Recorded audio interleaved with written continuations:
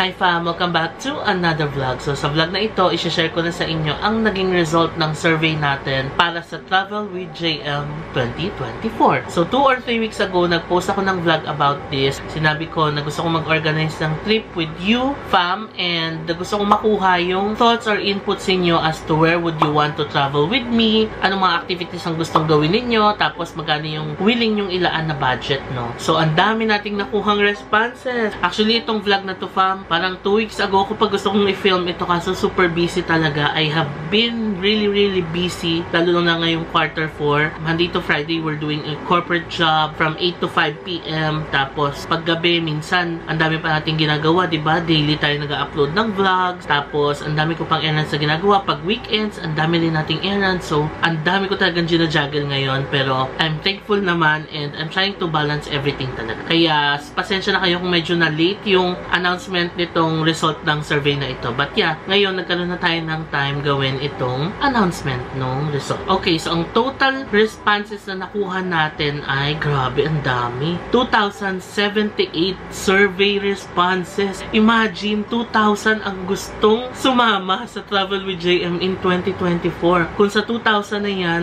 siguro kung magde-daily trips tayo for the whole year, hindi pa rin kakayanin, no? So I'm super thankful, fam, kasi ganito karami yung gustong sumama sa akin sa trip, diba? The first thing I'll share is the top destinations. Ito yung mga binoton yung destinations talaga. Hulaan nyo kung ano ang pinaka-top destination na boto ninyo. Any guesses? Correct! It's Japan! O, diba? May pa ganon. Ang lakas mo ka, Miss Rachel. Top destination, fam, is Japan. So, I guess gusto nyo talagang pumunta ng Japan with me, no? Second, hulaan nyo ang pangalawa. Any guesses? You. How about you? Char! Yeah, correct. It's South Korea. Number 2 ang South Korea sa popular destination. What's the third? Hulaan ninyo. Ito, nagulat ako sa third. Actually, na-surprise ako. It's Switzerland. Diba? Wow! Imagine, ang dami rin sa inyong gustong pumunta ng Switzerland with me. So yeah, yan ang top 3 destinations natin. Japan, South Korea, Switzerland. Next is Italy. Tapos, number 5 is Thailand. O, diba? Na-surprise din ako sa Thailand na pumasok siya sa top 5. Wow, parang Miss Universe lang. Anyway, and then sa time of the year naman, ang pinakamataas na vote ay November. Ang next ay October, and then December. Ang fourth ay April, tapos March.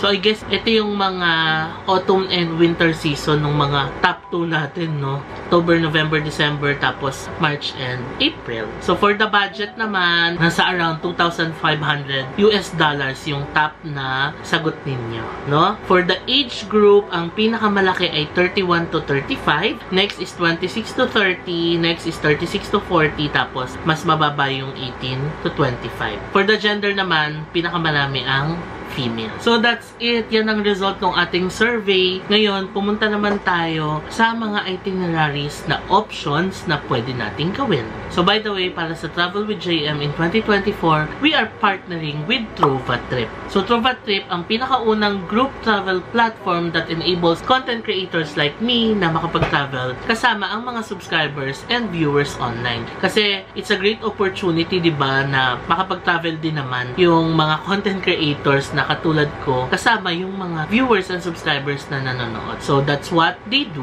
And ngayon, na nakapagbuo na tayo ng mga top destinations natin, top budget, and top dates natin, ngayon, ito naman yung mga options natin for the itinerary. So, meron akong isi-share na 4 na options para sa Travel with JM in 2024. Number 1 is the Japan itinerary. Number 2 is South Korea itinerary. Number 3 is Thailand itinerary. And number 4, Vietnam itinerary. So, naisip ko na for the first Travel with JM in 2024, dito na lang muna tayo sa Asia, sa malapit. Total, ito naman yung mga nag-top, diba? Para mas madaling i-manage. And alam nyo yun na a little bit meron na tayong expected na pupuntahan kasi medyo familiar sa atin yung mga lugar. Siguro after this first trip, pwede na tayo mag-schedule ng outside Asia, ganyan. Para at least may idea na tayo on how this trip goes. So, by the way, itong mga itineraries na ito ay 7-day itinerary. So, 1 linggo tayong magta-travel. Diba? Nakaka-excite yan. So, with that 7 days, nasa 20 spots or more yung pupuntahan natin. And for the hotels, magsistay tayo sa mga 3 stars hotel para naman maganda yung experience talaga natin. Also, dito sa mga itineraries na ito, may mga kasama na siyang breakfast, lunch, and dinner. Naka-indicate naman sa mga itineraries kung ano-ano yung mga inclusions. And syempre, kasama na rin dito yung mga airport transfers. Ang hindi lang kasama is the flight ticket and yung mga visa and travel insurances.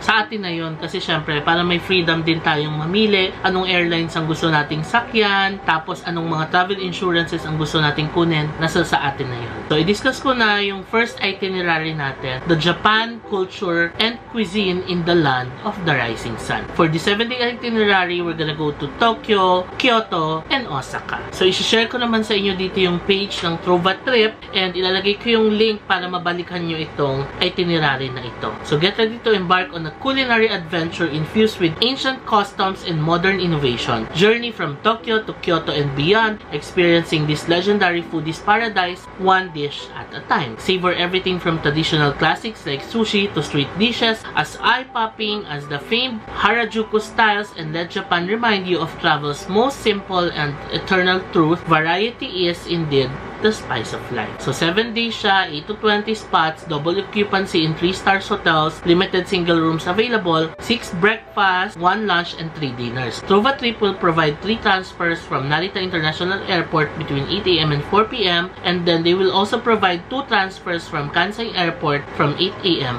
to 12 p.m. So, ito yung mga activities included niya. Meiji Shrine, Harajuku visit, Meguro Evening Street Food Tour, Tsukiji Fish Market visit, Nigiri Sushi Making Class, Asakusa visit, Higashiyama area visit, Nishiki market visit, Japanese tea ceremony, and Osaka street food tours. So, ayan yung mga other inclusions niya.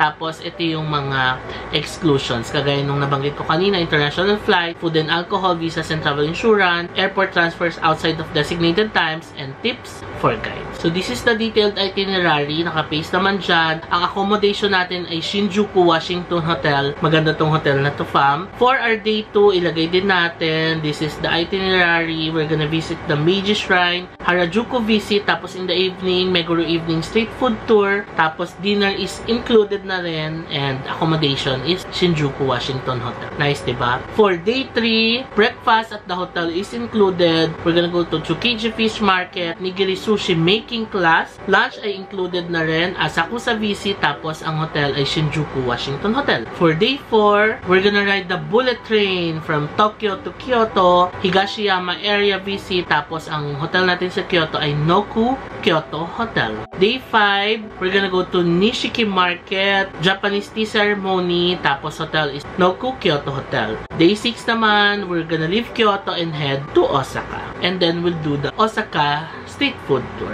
Dinner, tapos ang hotel natin dyan ay Hotel Gracery, Osaka Namba. Nakita natin tong hotel na to nung last Osaka vlogs natin, diba? Ang ganda rin ng hotel na to. Tapos for our day 7, ito na yung airport transfer and uwi na tayo. So that's the Japan itinerary. Kung nakita ninyo, ang ganda nung pagkakaplat ng itinerary from Tokyo to Kyoto to Osaka, tapos mga 3-star hotels yung included. So relax tayo sa trip na to. Maganda yung mga hotels na kasama sa trip and magaganda yung mga activities na gagawin. More on sightseeing. Tapos gusto ko yung may mga Japanese tea ceremony, yung nigiri sushi making class. So ang lakas maka-local experience nung vibe, diba? So, okay na okay tong Japan itinerary for me. So, ngayon, I have yet to get the estimated budget for the Japan itinerary from Trova Trip. So, isi-share ko ito once makuha natin ito. So, to manage the expectation, fam, this Japan itinerary is not quite a budget itinerary. Kasi nakita nyo naman ang ganda ng mga hotels na pagsistayan, sasakay ng bullet train,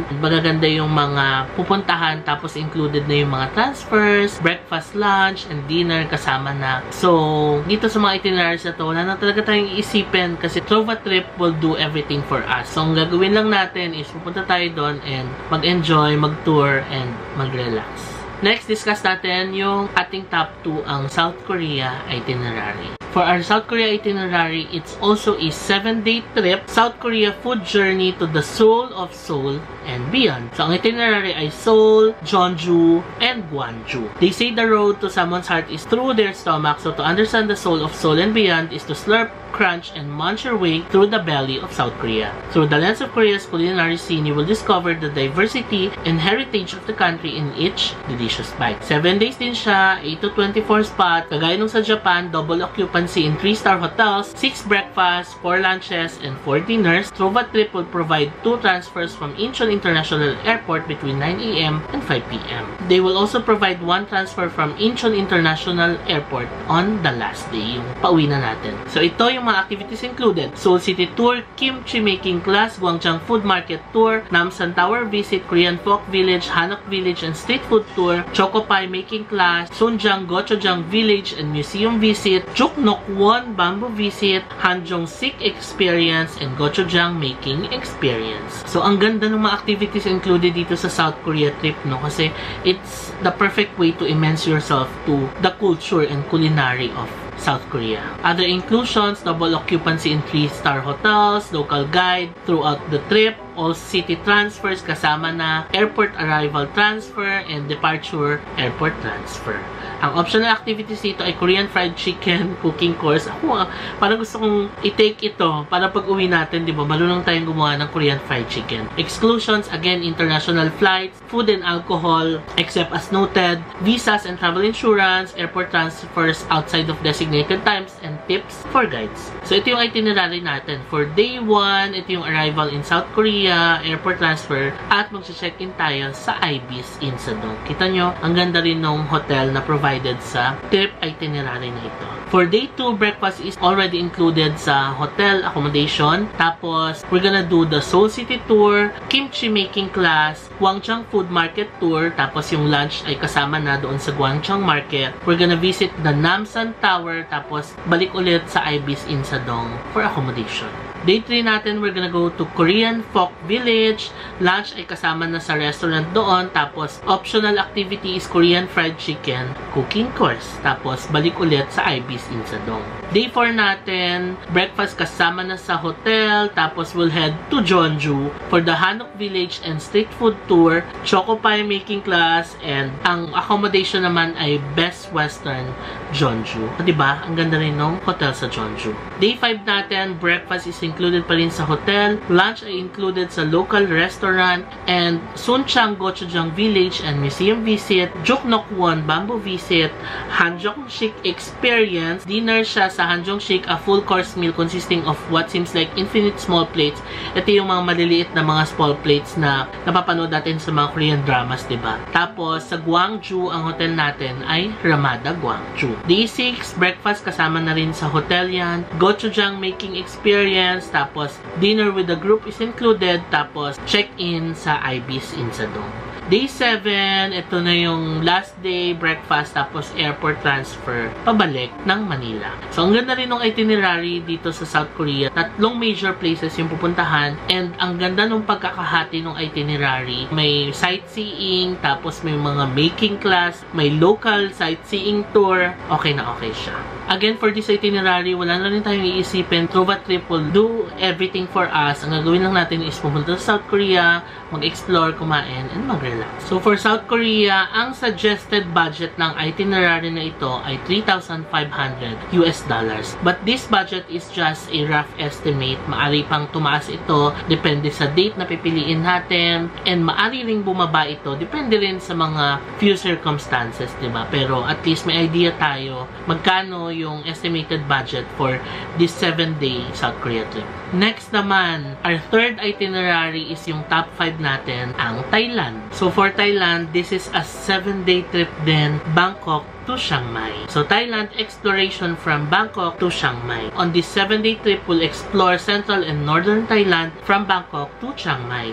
One of the best ways to experience Thai culture is through exploring the combination of flavors in Thai cuisine, from floating markets to street food and fine dining in the hustle and bustle of Bangkok. Then can take in the tranquility of Chiang Mai with open rice paddy field and soak in the peacefulness of the mountains. This is a 7-day itinerary, 8 to 24 spots din ang pupuntahan pupuntahan. Double occupancy in 4-star hotels, 6 breakfasts, 3 lunches, and 5 dinners. Trova Trip will provide 3 transfers from Suvarnabhumi Airport between 8 a.m. to 2 p.m. Trova Trip will provide 2 transfers to Chiang Mai International Airport on the last day. Activities included is the Klong Lat Mayom Floating Market Tour, Bangkok Street Eats by Tuk Tuk, Patom's Organic Farm Experience and Cooking Class, Chiang Mai Night Market Street Eats Tour, Shangdao Mountain Village Visit, and Buatong Waterfall. Other inclusions, double occupancy in 4-star hotels, local guide throughout the trip, lahat ng city transfers kasama na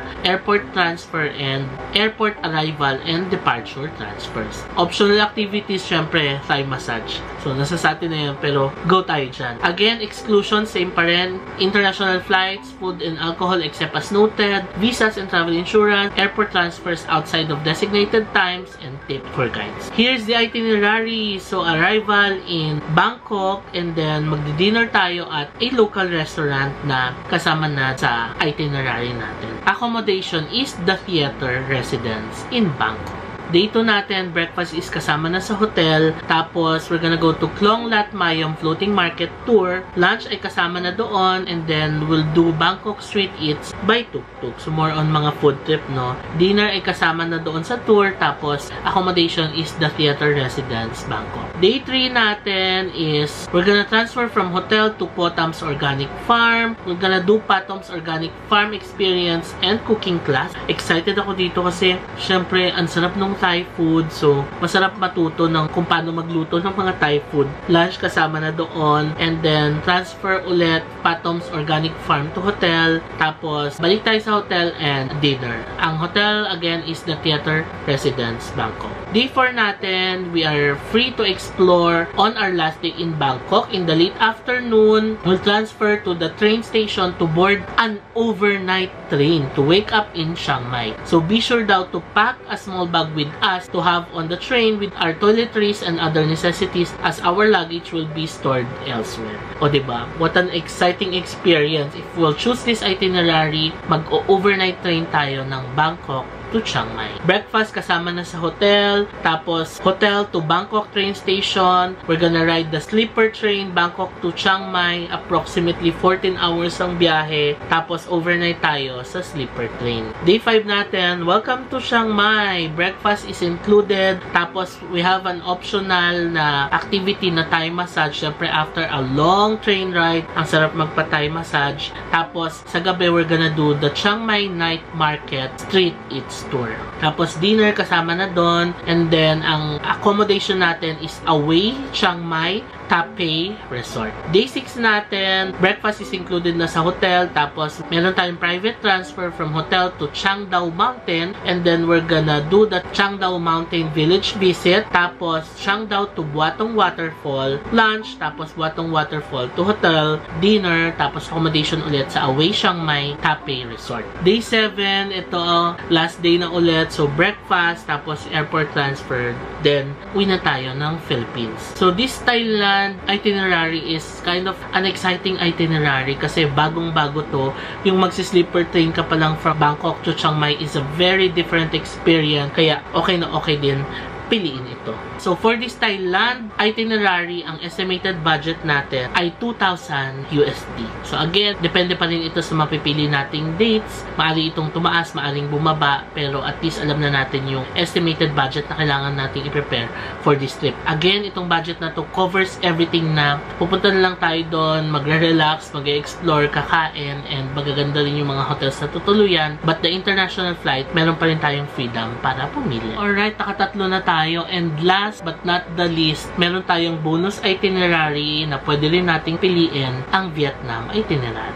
So, for our Vietnam itinerary, it's street food paradise and old world charm. Ang itinerary ay pupunta tayo sa Hanoi and Hoi An. Super excited kasi I've never been to these places talaga. Kaya if we're gonna choose this itinerary, sobrang okay na okay sa akin. So, your culinary journey in Vietnam will take you through the weathered yet charming alleys and backstreet of colonial Hanoi and Hoi An in search of Vietnam's most delicious and best kept secrets. You will meet fishermen, farmers, cooks, and families and learn not just how food is prepared, produced, farmed, and eaten, but you will also learn how food tells a story of Vietnam's history and culture. 7 days din ito, 8 to 24 spots, double occupancy in 3-star hotels, 6 breakfasts, 4 lunches, and 2 dinners. And then, syempre, yung mga transfers, Trova Trip will provide 3 transfers from Noi Bai International Airport between 8 a.m. and 5 p.m. And then, they will also provide 2 transfers to Da Nang International Airport on the last day. So, activities included, Eat Hanoi like a local, Bia Hoi, Sunset Beer, Vin Phuc Local Market, Northern Vietnamese Cooking Class, Domestic Flight Hanoi to Hoi An,